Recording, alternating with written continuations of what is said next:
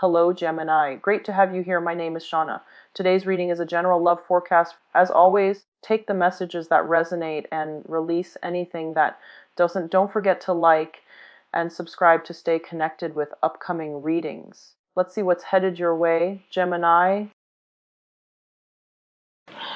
I mentioned this for Aquarius, and I feel the need to mention it for you guys as well. You know, we are shifting away from Virgo season into the sign of Libra. And Libra, as a fellow air sign, it is going to trine your sun sign, your star sign.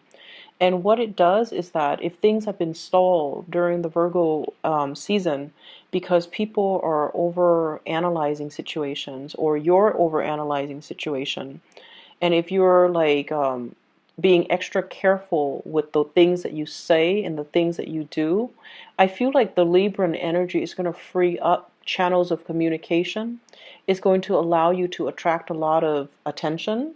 It's going to allow you to shine in a work environment, and it's also going to allow things and communication and decisions to be made and be smoothed out in a lot of areas of your life. So the energy is a lot more conducive for free flowing energy, communication, decision making. Everything is going to seem like it's in clear focus, so you're not going to be second guessing yourself.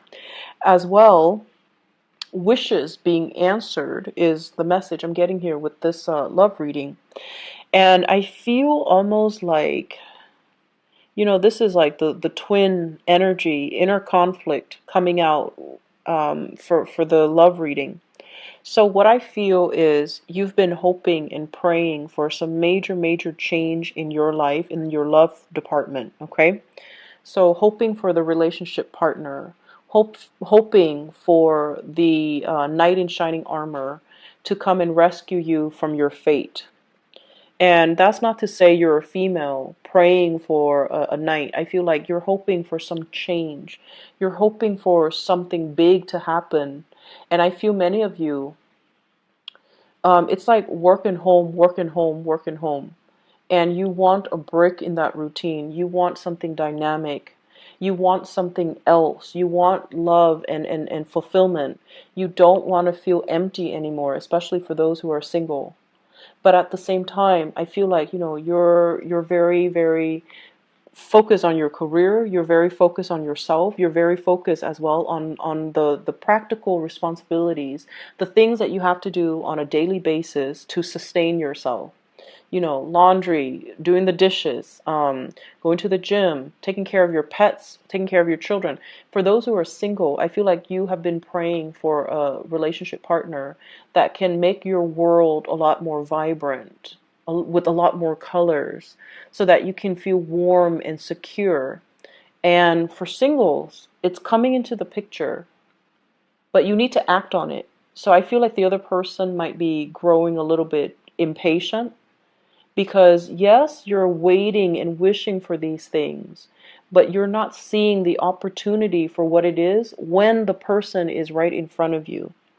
And, you know, the Gemini twin energy, there's this inner conflict playing out within you. Should I or shouldn't I? Does the other person feel the same way about me? I feel like they are making their feelings very clear, but for whatever reason, you're either reading between the lines, reading too much into it, or you might have been single for a while, or you might have felt very barren for a while, that you are not reading the cues or you're not seeing it for what it is. Does that make sense? So that's what I'm seeing for singles. And there is a communion, a coming together between you and a relationship partner. Okay? For those in relationships already, I feel like you want a spark of passion. You want to reignite things. And I feel like you want some change, and communion is also happening. But I feel like your partner wants you to open up, to be more experimental, especially in the bedroom, to be a little bit more like I feel like someone is like, let's experiment a little bit. Let's just, do some things. And you're not entirely comfortable with it. You're kind of bashful and playing coy as well. And so the opportunity is there for you to explore something that will really rejuvenate you and make you feel passion and make you feel alive again. But you're taking your sweet time because you're not really recognizing for it for what it is. And there's this internal conflict that I feel brewing within you where you're afraid. So let me show you the cards. This is your energy. This is how your partner sees you, and this is what you're bringing to the table. We have here the Queen of Pentacles. She's really pretty. Your partner sees you as someone who is dark-skinned and exotic. Okay, for those with dark skin who are quite exotic looking, you're different from the people that they have dated in the past. You're very, very beautiful. You look nice.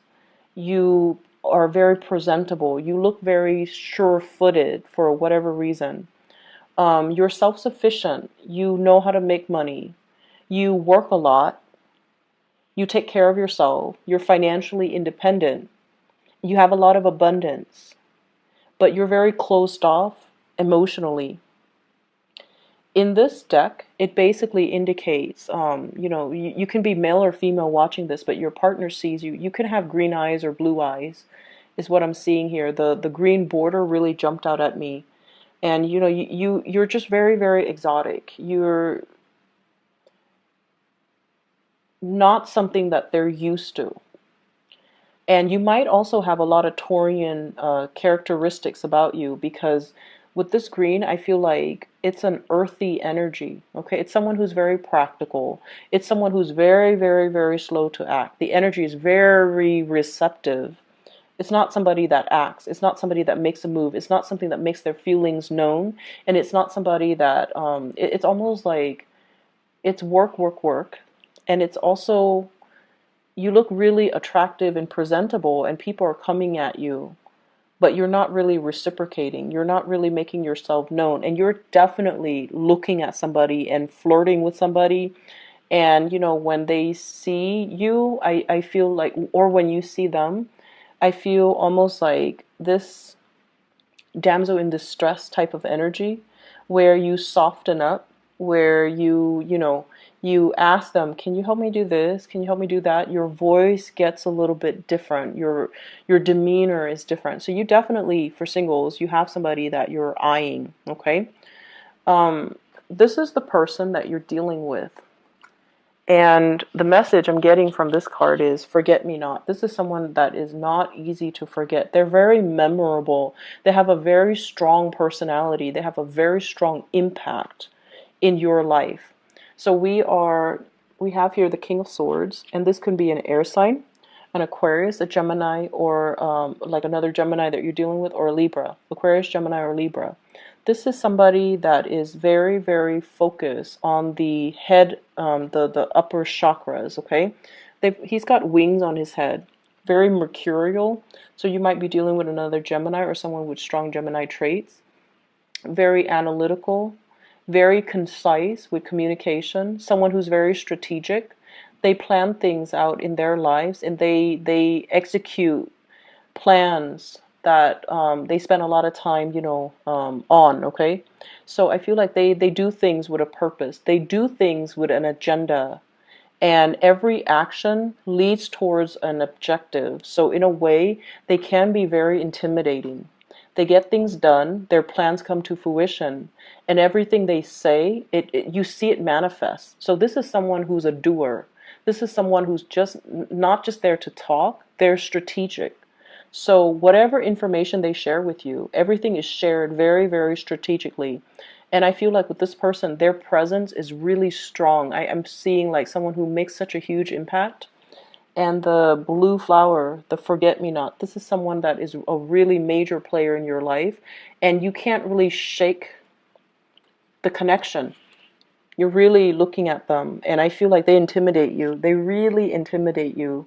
And they look at you like they're very interested in you, but they would like to see some type of acknowledgement from your end. Do you like me or don't you like me? They seem to me to be like a little bit impatient, and they're going to make their feelings known. So for example, if I'm feeling almost like I'm feeling almost like they're losing their patience. It's taking so long. The connection is taking so long. And I also feel as well, with the wings on his head, maybe the two of you are not really talking about the right things. Maybe the emotions and the connections is being suppressed because you're working a lot, because they've got a lot of plans, because this is somebody who's a doer. And if they don't see the same actions from your end because you're not really making any plans to connect with them, and yet the two of you, the attraction is really undeniable. I mean, they're clearly looking at each other. And this person is getting, look at his face. He's like, what's going on? And he's just like kind of grouchy looking, like impatient. And I feel like this is somebody who likes animals, who's very soft inside, but he's so upper chakra focused that he talks about things that might just be, very platonic. But there's definitely emotions here. There's definitely attraction. They find you very beautiful, and they find you possibly, it's almost like your beauty intimidates them, whereas their intelligence intimidates you. Like your beauty intimidates them, and their intelligence intimidates you. So if this sounds like somebody that you're dealing with, they might not even be an air sign, but I feel like their patience is wearing thin, okay? Mainly because they want to make that connection, but you're not really giving them any signals like a green light. Green light, there we go. Green border, green light. You need to send them some type of a signal. The other person that you might be dealing with, or what you're hoping to come into the picture, because all of these cards are major arcana cards. We have here the Death card, wanting that change, feeling like you're a Skeletor, okay? You're this person walking around kind of cold in an environment where you don't have skin, you don't have a heart, you don't have feelings. Feeling like you're just going through the motions in a very barren landscape. Feeling like you're just going to work and home. Not feeling inspired in your life, and finding, like, wanting to find that spark of passion. Wanting to find some type of a reprieve. Wanting, a change. And I feel like you've been feeling this for some time. And you have a partner that's coming into your life that's going to bring all of that with the Judgment card. The Judgment card is contact, communication. You've been waiting and praying for something for quite some time. And this is why I mentioned many of you wanted a new start for a very, very, very long time, because the status quo is not working anymore. And I feel like, this little angel here is bringing about clothes and warmth and prosperity and the green and just like opportunities. So you're headed in this direction, which is communication, contact, breakthroughs, realization, epiphanies, awakening, revelation. So I feel like all of these words signifies a brand new start, and yet you're not making the start. Okay, you're apprehensive, and I feel like you expect the other person to make a move. And what's coming through as well is a communion. I'm using all these biblical terms, but I feel like, there's so much like angelic presence. The Temperance card, it's like the two people coming together. And it takes two people to step forward to one another to come to a mutual space of understanding. And the image that I'm really drawn to is that tree. And every time I think of tree, I think of somebody who is like a very old soul.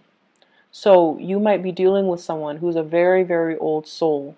They have things to do, places to go, and they need to travel to raise their vibration.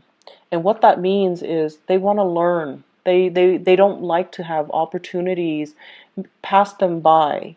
And so if they see you as someone who lets opportunities pass you by, they might not feel like you're the right person for them.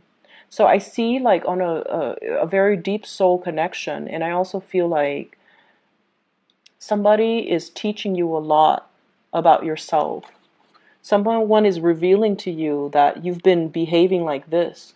You might have been clinging on to a lot of, earthly things, homes, financial security, and you might not have acted in a way that allows that's really nourishing your soul. You might have everything at your disposal, but if you're like the skeleton here, where you're operating in a barren landscape and you don't feel human and you don't feel like you matter, and then you let these opportunities pass you by, it can be very detrimental. So someone is bringing in this realization and this major awakening in your life, and you start to feel passion and that sense of communion again, that sense of like you're meeting someone who is a kindred soul, who's teaching you a lot about the world, who's an old soul, and they can give out a lot of insights and advice. Then go for it, okay? So I believe it was last week where there might be third parties. Whereas I feel like this week, your energy is definitely focused on one person. And I have a very strong air sign, Aquarius, Gemini, and Libra. And I feel like there's a major learning curve that has to happen with this person. So opening up your communication with this person is going to be critical. And I feel like the person you're dealing with, they find you very attractive, very beautiful, but you might be a little bit too, they might see you as a little bit too materialistic. They might also see you as someone who doesn't take initiative, and they're kind of impatient, okay? If you like them, go for it, because I feel like the major arcana cards are giving you your spiritual advice in love, and it's saying that this can be a very beautiful and fruitful union, and it can really grow. And this is a card of Sagittarius, so you're dealing with someone who might be your polar opposites, might be a Sagittarius as well. So I have air sign, Scorpio, and Sagittarius. So Aquarius, Gemini, Libra, Scorpio, Sagittarius. But these are people that are very polar opposites from you. In other areas of your life, your spiritual advice here is, once again, the big reveal, the revelation. And I feel as if it's a continuation of the love reading. That's what it feels like to me. And I feel like it harkens back to last week's energy where there might be a third party interfering. So I hate to, revisit the same themes, but that's what it feels like, because we have the Ace of Cups, the High Priestess, the Seven of Swords. And the Ace of Cups deals with love. The High Priestess deals with information that's hidden from the light. And the Seven of Swords, sneaky behavior. So I feel like, third party interference, that's still coming through in your home life, in your work life. So workplace attraction possibly affecting the home life relationship. So just to put that out there. And what I'm seeing here is, for many of you, I feel almost as if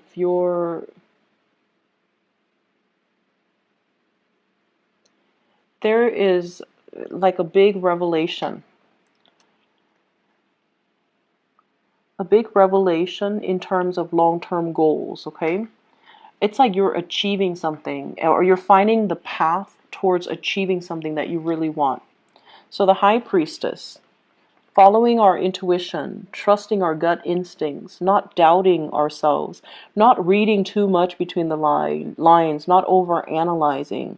Let go of that Virgoan energy and just kind of live in the moment and feel things out, and kind of like lift the veil from your face so you can kind of see what's in front of you. And this is pretty much, what makes you happy, what really drives and inspires you, and finding ways to embody these things, or to incorporate the things that you love, the things that you enjoy, back into your life.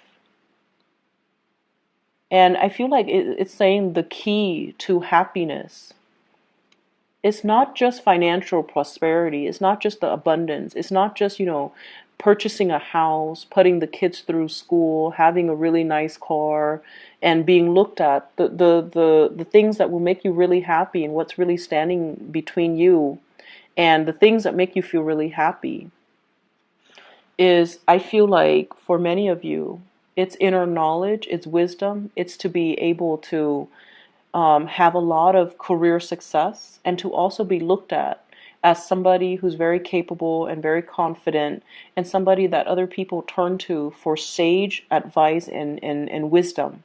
So I feel like for many of you, you might have been chasing after the wrong things. The things that you thought would bring about security might be the things that bring other people security, but it's not really right for you. And so the universe is really urging you, really figure out and really ask yourself, what is it that makes me happy? And what you need to do in your life to incorporate these activities that can make you happy. So it's not just work and home, work and home. It needs to be a little bit more robust, and it needs to be a little bit more like soul fulfilling. So I feel like many of you are getting to a point where you want something to nurture, or you want someone to nurture you, or you want something to spiritually and emotionally nurture you. And you're going to be able to come to that realization here if you are able to achieve this financial stability first, so that you're not constantly, worried about finances and expenditures, and then be able to focus on love and relationships. And I have as well the Six of Wands. This is like career success and accolades. Okay? This is pretty much getting ahead in life, having a wide following, getting a lot of recognition, and being able to lead the way, having people trust you enough and respect you so that they can follow your lead, and they can, come to you for advice and for consultation. And we also have as well the Seven of Swords as well as the Six of Wands. The sword energy can be a little bit problematic in that we step over other people in order to get ahead. Okay, so it's sort of like, I feel like for many of you in the work environment, figuring out, am I really happy here, or do I need to make a change? Am I really happy with the cutthroat environment, even though I'm making so much money at this job? Is the cutthroat environment worth it? Or should I find a more harmonious place to work? And I feel as well, it's sort of like somebody stepping over somebody in order to achieve, in order to get ahead. And you're seeing it and you're not liking it. So there are just huge things about, how do we find emotional fulfillment? What's right? What's morally like the right thing to do, as well as things that we need to kind of incorporate into our lives so that we're not feeling like this, like life is barren, and that the work environment is like, it goes along, it moves along, but you're not feeling inspired. So finding that inspiration possibly in the work that you do, changing your job, or even finding that inspiration through other avenues. It's like you're expecting one area of your life to fulfill all of your emotional needs, and as a Gemini, that's nearly impossible. You need to have other things going on. You need to have friends. You need to have hobbies. You need to have family. You need to have, you need to be able to travel. You need to be able to take time away from work and, rejuvenate, go to a spa, get a massage, do like things that make you feel human and alive, and that you're worthy. Okay. So I feel like the need to get back to your creativity, that's also in line. Okay.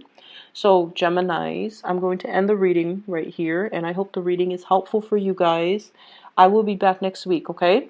I'll take care of yourself, and I'll talk to you guys soon. Bye bye.